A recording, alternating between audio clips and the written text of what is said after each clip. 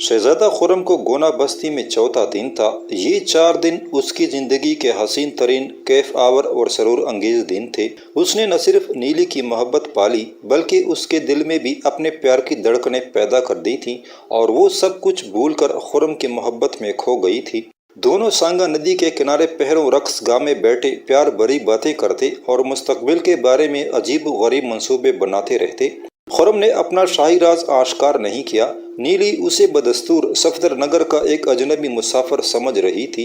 वो अपनी लांबी लांबी पलकें उठाकर खुर्रम से कहती, मैं चाहती हूँ नदी किनारे हमारा एक छोटा सा घर हो। बस्ती के जवानों की तरह तू भी जाल कंधे पर डालकर मछलियाँ पकड़ने जाया करे और मैं घर में बैठी तेरी राह देखती रहूं। शाम डले जब तू ढेर सारी मछलियाँ लेकर लौटे, मैं भागकर तेरे कंधे का बोझ खुद उठा लिया करूं। फिर हम दोनों अपने घर में खुशहाल जिंदगी बसर करने लगें। नीली की बातें सुनकर खुर्रम मुस्कुरा देता, अरे हमें मछलियाँ पकड़ने की क्या ज़रूरत है? मछलियाँ नहीं पकड़ेगा तो क्या करेगा? दुनिया में सिर्फ मछलियाँ पकड़ना ही तो धंधा नहीं, और भी बहुत काम है।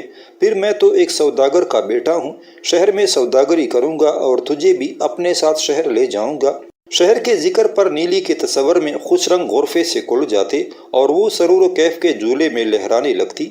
उसने आज तक शहर न देखा था। उसकी तरह गोना बस्ती के कितने ही जवान लड़के और लड़कियों ने उस जन्नती अर्जी का नज़ारा न किया था जिसे बड़े बूढ़े शहर के हसीन वलवला अंगेज नाम से याद करते थे। उनकी तरह नीली ने भी सिर्फ शहर की बातें, अजीब गरीब कहानियां ही सुनी थी। उसे शहर देखने की बड़ी आरजू थी। जब खुर्रम कहता वो उसे अपने साथ शहर ले जाएगा, उसका जहन रंगीन झिलमिलियों के तस्वर में डूब जाता। मगर जब वो सौदागर का जिक्र करता, नीली तरह तरह के अवहाम व वसावस का शिकार हो जाती। मैंने सुना है सौदागर देश देश शहर शहर फिरते और महीनों घर से गायब रहते हैं। मैं तुझे सौदागरी नहीं करने दूंगी। अगर तू घर से चला गया तो मैं अकेली क्या करूंगी? खुर्रम उसकी बेचैनी से लुत्फ उठाता और बताता, सब सौदागर घर से नहीं जाते बल्कि कई अपने ही शहर में दूसरे सौदागरों का माल खरीदते और नफा पर बेच देते हैं। मैं सफदर नगर में तेरे लिए एक आलीशान महल बनाऊंगा। तेरी खिदमत के लिए कनीजे और गुलाम होंगे और तू शहजादियों की तरह जिंदगी बसर करेगी। नीली हैरत पाश नजरों से उसकी तरफ देखती, क्या तू मेरे लिए महल बनवाएगा? फिर वो आपसे आप हंस देती और खुर्रम का मजाक उड़ाती, अरे कैसी बातें करता है तू? महल तो बादशाह बनवाते हैं, उनमें शहजादियाँ रहती हैं। क्या तू किसी शहजादी से कम खूबसूरत है? तुझे देखकर तो शहजादियाँ भी हसद करने लगी। ये बात सुनकर नीली दिल ही दिल में झूम उठती, लेकिन बज़ाहिर मुंह बनाकर कहती, तू टट्टा करता है मुझसे, भला मेरा उनका क्या मुकाबला? कहीं इस गलतफहमी में न रहना, तुझे देखकर तो कोई काफ की परियां भी दंग रह जाएं। सच, तेरी कसम, झूठा। और नीली मुस्कुराकर फूलों की छड़ी खुर्रम पर दे मारती और भाग निकलती। ये गोया इस बात की दावत होती कि उसे पकड़ने की कोशिश करे और जबरदस्ती अपनी बाहों के शिकंजे में जकड़ ले। नीली को इस छेड़छाड़ और हंसी मजाक में बड़ा मजा आने लगा था। कभी कभी तो जानबूझकर खुर्रम की चुटकी लेती और शरारत से भाग उठती। खुर्रम उसके पीछे लपकता और घेर कर दबोच लेता। कई बार नीली की स्याह लंबी चोटी जो पुश्त पर लहराती थी खुर्रम के हाथों में आकर खुल जाती, जुल्फें बिखर जाती और वो इसी हालत में बेसुध सी होकर खुर्रम के बाजों पर गिर जाती। जब दो जवानियों के जज्बात आफरी इत्तिसाल से इश्क का शोला भड़कता और खुर्रम के तपते प्यासे होंठ नीली के अनाबी लबों की तरफ झुकते, वो घबरा कर कहती, हट परे, कोई देख लेगा। फिर मछली की तरह तड़प कर उसकी गिरफ्त से निकल जाती और अलग कड़ी चोटी गोंदने में मसरूफ हो जाती थी। 4 दिन में जिंदगी ने प्यार की कितनी ही मंजिलें तय कर ली थी। अब वो दोनों एक दूसरे से इतने घुल मिल गए थे कि एक पर दूसरे का शुबा होता। खुर्रम की बेलौस मोहब्बत ने नीली के दिल में न बुझने वाली शमा रोशन कर दी। उसकी रोशनी में वो न जाने कैसे कैसी हसीन ख्वाब देखती, कैसी कैसी अनहोनी बातें सोचती और खुद परवाने की तरह उस शमे मोहब्बत के गिर्द घूमती थी जिसने उसकी जिंदगी में कैफ आवर उजाले बिखेर दिए थे। दोनों पहरों दीवानों की तरह रक्स गाह में बैठे बातें करते या फिर सांगा नदी के किनारे घूमते रहते। नदी के उस पार जब खुर्रम सांगा जंगल की तरफ नजर उठाता जो भयानक और खौफनाक परछाइयों की तरह मीलों तक फैला था और जहां कभी कभार रात के सन्नाटे में दरिंदों की आवाजें उभरती थी, उसे वो रात याद आ जाती जब अपने सवारों समेत शमशेर डाकुओं के चंगुल में फंस गया था। وہ بالے اور برچے بجلی کے کوندوں کی مانند نگاہوں میں لپکنے لگتے جو اس کے ساتھیوں کی زندگی چاٹ گئے تھے اور خود بھی بڑی مشکل سے ان کے ازل گرفتہ دائرے سے نکل آیا تھا۔ اس کے زخم اب مندمل ہو چکے تھے۔ سردار شاہو نے ایسا مرہم لگایا تھا کہ 2 روز کے اندر سب گاؤ بھر گئے۔ پھر نیلی کی تیمارداری اور محبت نے ان کی نبضوں میں نیا خون بھر دیا اور اب وہ سفر کے قابل ہو گیا تھا۔ شیخ نے فیصلہ کر دیا، شہزادہ خرم کے جشن آمد پر نیلی اپنے بابا کے ساتھ صفدر نگر جائے گی اور دربار میں رقص و نغمہ سے اسے خوش کر کے گونا بستی کے لیے شاہی انصاف طلب کرے گی۔ نیلی اس فیصلے پر بے حد خوش تھی۔ اس بہانے ایک تو اس کو شہر جانے کا موقع مل رہا تھا، دوسرے وہ اپنے فن رقص سے بستی والوں کو اس عطاب سے نجات دلا سکے گی جو سال ہر سال سے ان پر مسلط تھا۔ سب سے بڑھ کر خوشی اس بات کی تھی کہ وہ اپنے بابا کے ساتھ اپنے پردیسی محبوب کا شاندار گھر بھی دیکھ لے گی۔ خرم نے بتایا تھا وہ ایک بڑے سوداگر کا بیٹا ہے اور صفدر نگر میں اس کی حویلی شاہی محل کا مقابلہ کرتی ہے۔ بابا اس شاندار حویلی کو دیکھ کر خوش ہوگا اور جب پردیسی محبوب اس سے نیلی کو مانگ لے گا بابا انکار نہ کرے گا۔ یہی وہ حسین تصورات تھے جن کے سنہری حلقوں میں نیلی پرواز کر رہی تھی۔ بستی میں خرم کا آخری دن تھا۔ اس وقت جب سورج کا رتھ دور سانگا دنگل کے اوپر نیلے آسمان پر تیر رہا تھا اور اس کی ابھرتی ترچھی شعائیں ندی کی رواں دواں لہروں پر چمک رہی تھی، خرم نیلی کے ہمراہ رقص گاہ کے چبوترے کی مینڈ سے ٹیک لگائے خاموش وارفتہ نگاہوں سے اسے گورے جا رہا تھا۔ نیلی نے بتایا تھا آج دوپہر کے بعد وہ صفدر نگر کی طرف روانہ ہو جائیں گے اور شام کا اندھیرا اترنے سے پہلے ہی شہر پہنچ جائیں گے۔ صفدر نگر سے باہر ایک پرانی سرائی تھی جہاں مسافر بسیرا لیتے تھے۔ یہ سرائے بادشاہ کے چھوٹے بھائی شہزادہ اورنگ شہریار نے مسافروں کے لیے آرام کی خاطر اس وقت بنائی تھی جب 18ویں سالگرہ پر اسے ولی عہدی کا خطاب دیا گیا، لیکن چند ہی سال بعد شہریار شکار کھیلنے جنگل کی طرف آیا اور اس نے گونا بستی کے قریب سانگا ندی کے کنارے خیمے لگوائے تو بستی کے سردار کی جوان اور حسین لڑکی نیلی کی محبت کا شکار ہو گیا۔ سیر و شکار کو بھول کر اس کا زیادہ وقت پیار کی گاتوں میں صرف ہونے لگا۔ پھر وہ نیلی سے محبت کے عہد و پیمان کر کے شہر لوٹ گیا اور شاہی محل میں اس کے پیار کی کہانی سن کر بادشاہ بے حد برا فوختہ ہو گیا۔ اس نے اورنگ شہریار کی عرض محبت ٹکرا دی اور اعلان کر دیا اگر شہریار مچیرن لڑکی کے خیال سے باز نہ آیا تو اسے حق ولی عہدی سے محروم کر دیا جائے گا۔ بھائی کے اس فیصلے پر شہزادہ پیچ و تاب کھاتا اور تڑپتا رہ گیا۔ پھر چند روز کے بعد اس نے بادشاہ سے شکار کی اجازت طلب کی اور چند سواروں کے ہمراہ سانگا جنگل کی طرف چل دیا۔ جنگل میں اس کے شکاریوں کے ساتھ کیا حادثہ پیش آیا اس کے بارے میں کوئی بات معلوم نہ ہو سکی، البتہ چند روز کے بعد سانگا ندی میں ان کی ہڈیوں کے پنجر ضرور دیکھے گئے۔ خود شہزادہ کس طرح ندی تک آیا اور جنگل کے خونی حادثے سے کس طرح بچ گیا، یہ کہانی بھی آج تک راز سربستہ تھی۔ لوگ بس اتنا ہی جانتے تھے۔ وہ چاند کی 14ویں رات تھی اور گونا بستی کے لوگ ندی کنارے اپنا قبائلی جشن منا رہے تھے جب سردار کی لڑکی نے اپنے محبوب کی آوازیں سنی اور دیوانہ وار سانگا ندی کی طرف بھاگ گئی۔ دوسرے کنارے پر شہزادہ اسے پکار رہا تھا۔ نیلی نے ایک ناؤ کھولی اور ندی کی طوفانی لہروں پر کھیتی اپنے محبوب کی طرف چل دی۔ یہ ان کی زندگی کی آخری رات تھی۔ سانگا ندی کی بپری ہوئی موجیں انہیں زندگی کے ساحل سے موت کے طوفانوں میں لے اتری اور تلاشی بسیار کے باوجود ان کی لاشیں تک نہ مل سکیں۔ صفدر نگر کی سرائے شہریار نے تعمیر کرائی تھی۔ اس کی موت کے بعد یادگار کے طور پر اس کا نام سرائے شہریار رکھا گیا اور سرکاری خزانے سے مسافروں کے قیام و طعام کا بندوبست کیا جانے لگا۔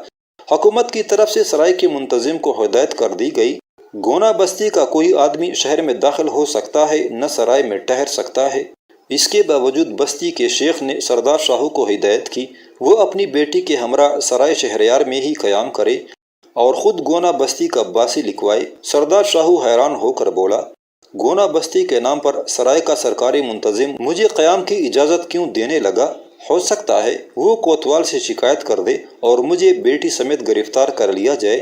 یہ سن کر شیخ نے سردار کو ایک خط دیا اور ہدایت کی تھی یہ خط سرائے کے منتظم کو دے دے، پھر اس کے قیام پر کوئی اعتراض نہ ہوگا۔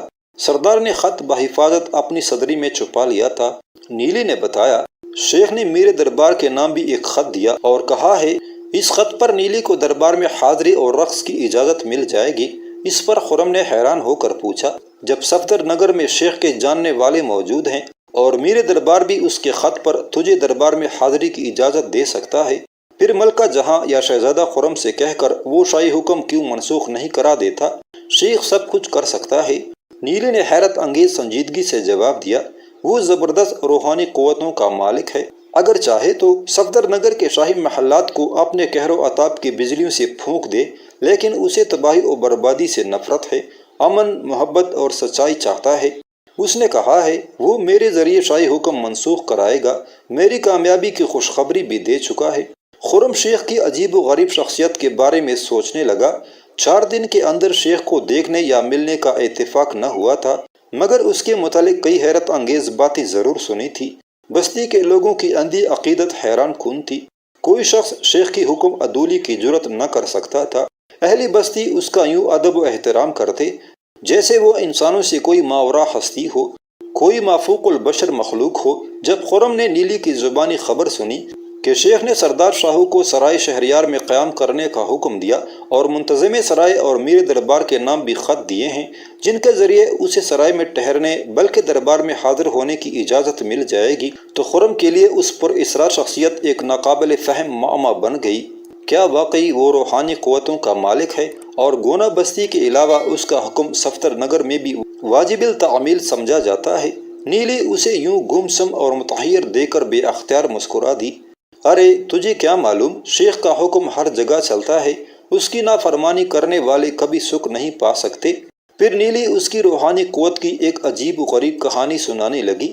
کئی برس پہلے کی بات ہے، صفدر نگر کا ایک سرکاری افسر بستی میں آدم کا اور زبردستی تمام مچھلی خچروں پر لاد کر شہر لے گیا۔ بستی کے لوگ روتے پیٹتے رہ گئے، اس نے کسی کو پوٹی کوڑی بھی ادا نہ کی، اس کے ہمراہ چند سپاہی تھے، سردار بھی کچھ نہ کر سکا اور لوگ رو پیٹ کر چپ ہو گئے۔ ٹھیک 7 روز بعد وہی افسر پھر سپاہی اور خچر لے کر آ گیا اور پہلے کی طرح پھر تمام مچھلیاں ٹوکری میں بھرنا شروع کر دیا۔ اس پر بابا چند آدمیوں کے ساتھ آگے بڑھا اور بولا، جناب یہ ظلم ہے، آپ یہ ظلم نہیں کر سکتے۔ بس اتنی سی بات پر اس مردود کا کوڑا بابا کی پیٹھ پر پڑا اور بیڑیے کی طرح غرا کر بولا، خبردار، اگر کسی نے چون چرا کی تمہارے کوڑوں کے کھال ادھیڑ دی جائے گی۔ کان کھول کر سن لو، صفدر نگر کی کسی عدالت یا شاہی دربار میں گونا بستی کی کوئی شکایت سنی نہیں جائے گی، تم لوگ شہر میں داخل نہیں ہو سکتے۔ یہ کہہ کر اس نے سپاہیوں کو اشارہ کیا اور ان کے گھوڑے حرکت میں آ گئے۔ بستی کے نہتے لوگ جان بچانے کے لیے بھاگ کھڑے ہوئے۔ سپاہی بابا پر کوڑے برساتے رہے جو نڈھال ہو کر گر گیا تھا۔ اسی وقت ایک آدمی بھاگ کر شیخ کے پاس پہنچا، اسے سب واقعہ سنایا۔ وہ غیظ و غضب کے مارے دیوانہ ہو گیا اور عصا لہراتا حجرے سے نکلا۔ اتنی دیر میں سپاہی تمام مچھلیاں سمیٹ کر خچروں پر لاد چکے اور سرکاری افسر گھوڑے پر سوار انہیں چلنے کا حکم دے رہا تھا۔ شیخ نے آتے ہی افسر سے کہا وہ تمام مچھلیاں لوٹا دے یا اس کے دام ادا کر دے۔ اس افسر نے شیخ کا ٹٹا اڑایا اور شوخی سے بولا، بڈھے، زندگی چاہتا ہے تو چپ چاپ لوٹ جا، ورنہ اس مچھلی کے ساتھ تجھے بھی ٹوکرے میں بند کر کے خچر پر لاد دیا جائے گا اور صفدر نگر کی منڈی میں پہنچ کر تیرا سر تن سے جدا کر دیا جائے گا۔ یہ کہہ کر اس نے سواریاں سانگا ندی کے پایاب گھاٹ کی طرف بڑھا دی۔